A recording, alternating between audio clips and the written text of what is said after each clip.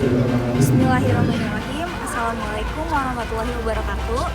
Kami mahasiswa dari Sekolah Tinggi Ilmu Ekonomi Pasundan. Video ini dibuat untuk menyelesaikan salah satu tugas kelompok di mata kuliah Audit Pajak dengan dosen pengampuh Ibu Siti Mia Lasmaya, SEMM AKCA. Kami dari kelompok 2 terdiri dari 6 anggota yang masing-masing bekerja sama dalam memenuhi tugas ini. So, langsung aja, inilah dia video presentasi dari kami.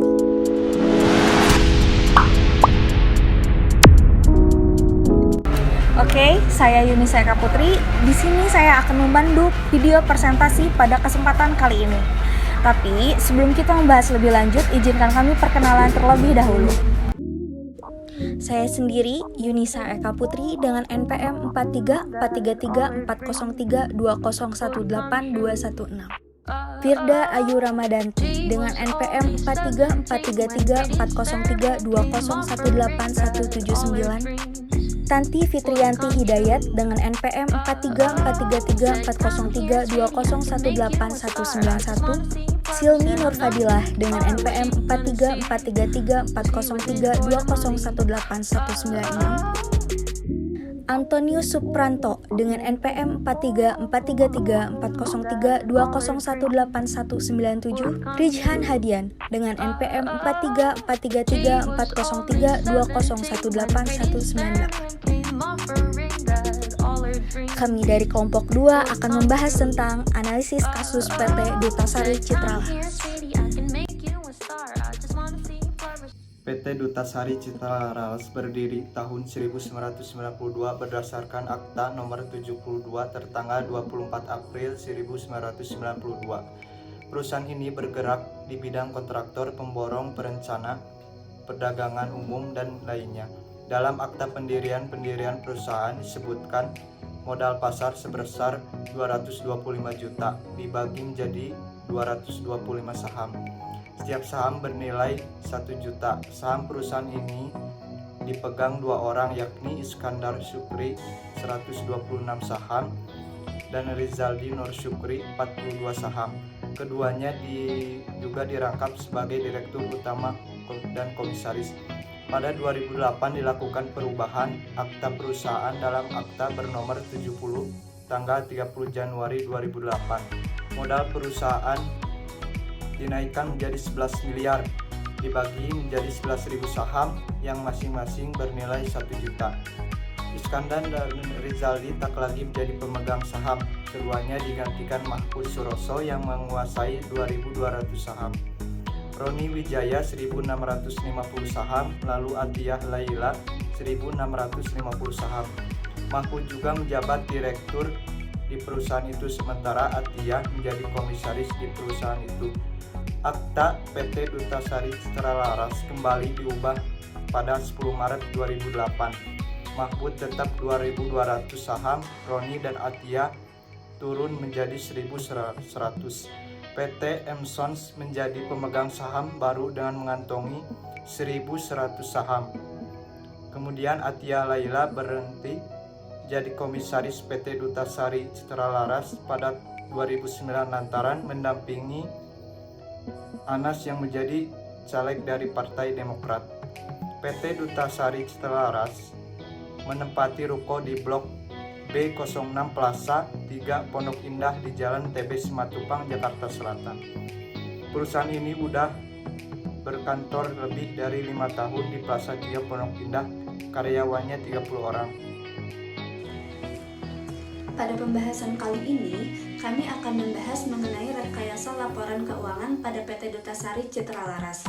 Disebutkan bahwa Direktur Utama PT DCL ini, Mahfud Suroso, telah merekayasa audit keuangan perusahaan yang dipimpinnya. Dalam rekayasa tersebut, proses audit yang dilakukan oleh auditor Irfan Nur Andri sengaja dibuat untuk merugi sebesar 40 miliar yang digunakan untuk menghindari pembayaran pajak. Padahal dalam hasil audit sebenarnya, PT DCL ini mendapat keuntungan sebesar 28 miliar. Namun Irfan Nur Andri mengaku bahwa sebelumnya dia tidak mengetahui akan adanya rekayasa dalam pengaudit laporan keuangan PT DCL ini. Dalam dakwaan kasus ini, dikatakan Mahfud Suroso merekayasa hasil audit PT DCL dilaporkan membeli sejumlah bahan material kepada PT Anugrah Indokol Pratama. Tetapi sebenarnya hal itu merupakan pembelian yang fiktif. Pembelian fiktif ini pun diakui oleh Direktur Utama PT Anugrah Indokol Pratama, yaitu Herbertus Edi Susanto. Akibat adanya pembelian fiktif dan perekayasaan laporan keuangan yang dibuat oleh PT DCL, negara menderita kerugian sebesar 465 miliar. Kronologisnya adalah, dalam kasus rekayasa laporan keuangan PT Duta Sari Citra Laras atau PT DCL, Direktur Utama PT DCL, Mahfud Suroso, disebutkan telah merekayasa laporan audit keuangan perusahaan yang dipimpinnya. Dalam rekayasa tersebut, proses audit yang dilakukan oleh auditor Irfan Nur Andri sengaja dibuat untuk merugi sebesar 40 miliar. Hal ini dilakukan untuk menghindari pembayaran pajak. Padahal dalam hasil audit sebenarnya, PT DCL meraup untung sebesar 28 miliar. Saksi menyebut audit keuangan PT DCL menemukan kerugian proyek mekanik elektrik pada pembangunan lanjutan Pusat Pendidikan Pelatihan dan Sekolah Olahraga Nasional atau P3SON Hambalang Bogor sebesar 40 miliar. Irfan menyatakan posisinya sebagai auditor keuangan PT DCL membuatnya mengetahui alur keluar masuk dana perusahaan tersebut, termasuk dana proyek mekanikal elektrik untuk pekerjaan P3SON. Irfan menegaskan keterlibatannya mengaudit rekening perusahaan itu diawali permintaan staf operasional PT DCL, Yahya Novanto. Ia mengaku tidak ingat persis kapan permintaan tersebut disampaikan, tetapi yang jelas, perintah mengaudit rekening perusahaan dijalankan secara serius. Saat memulai proses audit, Irfan Nur Andri mengaku menemukan kejanggalan. Kejanggalan itu terletak pada tidak adanya data pendukung transaksi keuangan perusahaan. Artinya, data-data keuangan yang diterimanya hanyalah data yang berasal dari perusahaan. Dia menambahkan saat itu sama sekali belum terpikir akan menemukan adanya kerugian. Namun, setelah diperiksa KPK, Irfan disodori data oleh penyidik. Data itu menyebutkan ada pemasukan dana ke perusahaan sebesar 28 miliar. Dana itu berbeda dengan hasil perhitungan menggunakan data transaksi PT DCL. Hasil audit keuangan PT DCL menyimpulkan adanya temuan dana masuk perusahaan yang kurang dari angka semestinya. Irfan Nur Andri mengatakan bahwa total dana yang masuk ke PT DCL semestinya 162 miliar. Namun, dalam pemeriksaan dokumen transaksi keuangan PT DCL, dia menemukan bahwa dana yang masuk hanya 122 miliar. Pada mulanya, Irfan hanya memeriksa pendapatan dan biaya-biaya proyek Hambalang tahun 2011. Ia mengatakan bahwa hasil audit ditemukan adanya minus 40 miliar.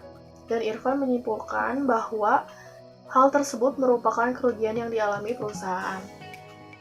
Namun, ketika dicecar pertanyaan, kemana dana 40 miliar tersebut, Irfan Nur Andri tidak tahu. Ia pun menjelaskan tidak tahu perbedaan hasil audit itu dilatari oleh hal apa. Irfan mengatakan bukti-bukti kwitansi yang diaudit seluruhnya berasal dari PT DCL. Saksi lainnya, Yahya Novanto menerangkan, teknis audit rekening PT DCL berawal dari permintaan Direktur Operasional PT DCL, Roni Wijaya, untuk mencari auditor. Atas permintaan tersebut, Yahya lantas mengontak Irfan Nur Andri untuk mengaudit rekening perusahaan PT DCL.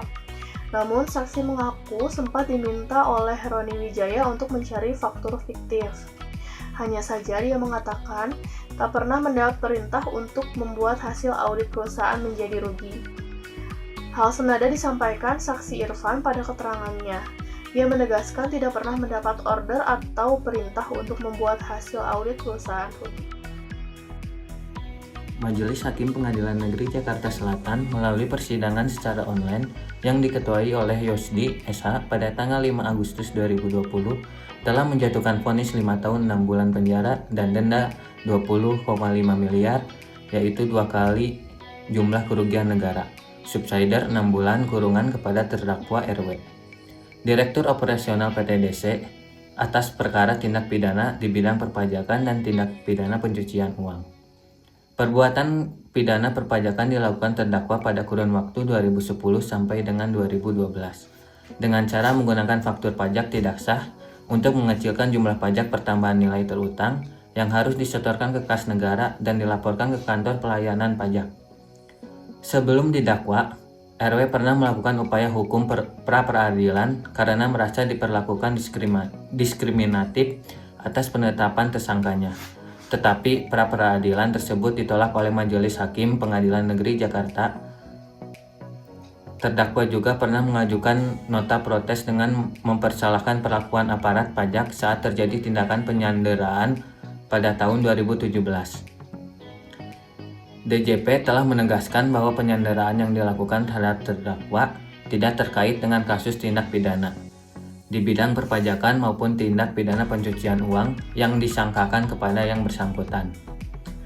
Atas tindakan penyanderaan tersebut, terdakwa telah mengajukan gugatan perdata ke Pengadilan Negeri Jakarta Selatan dan Majelis Hakim Pengadilan Negeri Jakarta Selatan, memberikan putusan bahwa atas gugatan tersebut ditolak. Kasus penggunaan faktur pajak tidak sah oleh pengguna PTDC merupakan rangkaian kasus lama yang sebelumnya telah ditangani oleh Direktorat Penegakan Hukum DJP. Beberapa pelaku terkait kasus tersebut telah dijatuhi hukuman di Pengadilan Negeri Jakarta Utara atas nama YN dan HW. Sedangkan mantan Direktur Utama PTDC dengan inisial MS akan segera menjalani persidangan di Pengadilan Negeri Jakarta Selatan dengan pasal yang disangkakan menyampaikan SPT yang isinya tidak benar. Direktorat Jenderal Pajak terus meningkatkan pengawasan baik melalui peningkatan sistem informasi internal, pengawasan eksternal, serta berkoordinasi dengan berbagai pihak guna mencegah kejahatan perpajakan. Selain dari itu, DJP terus melakukan penegakan hukum termasuk penyidikan tindak pidana di bidang perpajakan yang kemudian dikembangkan dengan penyidikan tindak pidana pencucian uang.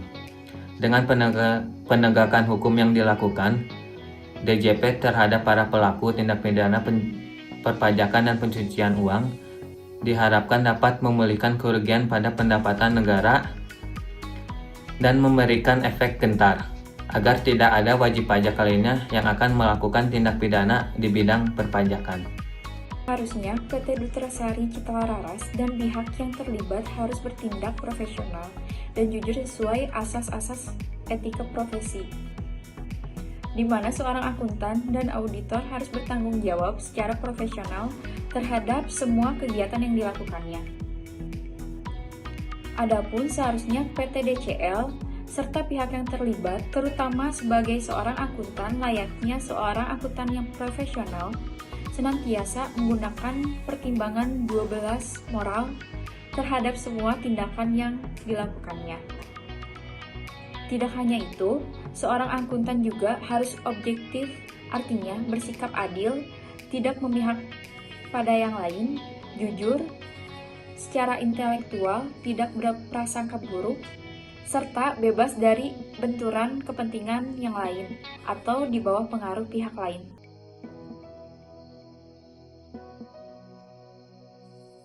Berdasarkan data-data yang telah dikumpulkan, maka dapat disimpulkan bahwa kasus pelanggaran etika profesi pada PT Dutra Sari Citra Laras disebabkan karena rekayasa laporan keuangan yang disengaja oleh Direktur Umum PT Dutra Sari Citra Laras, yaitu Mahfud Suroso. Seharusnya PT Dutra Sari Citra Laras dan pihak yang terlibat harus bertindak profesional dan jujur sesuai pada asas-asas etika profesi, di mana seorang akuntan dan auditor harus bertanggung jawab secara profesional terhadap semua kegiatan yang dilakukannya.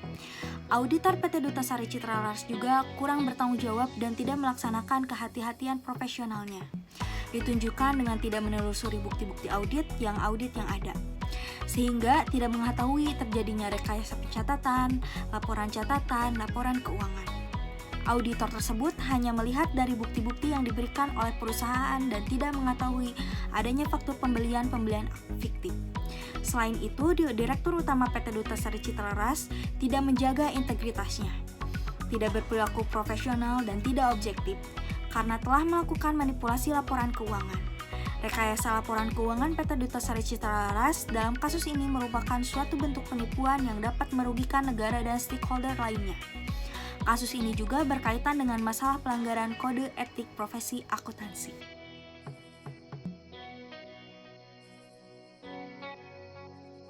Oke, cukup sekian video presentasi kali ini. Kami dari kelompok 2 mengucapkan terima kasih.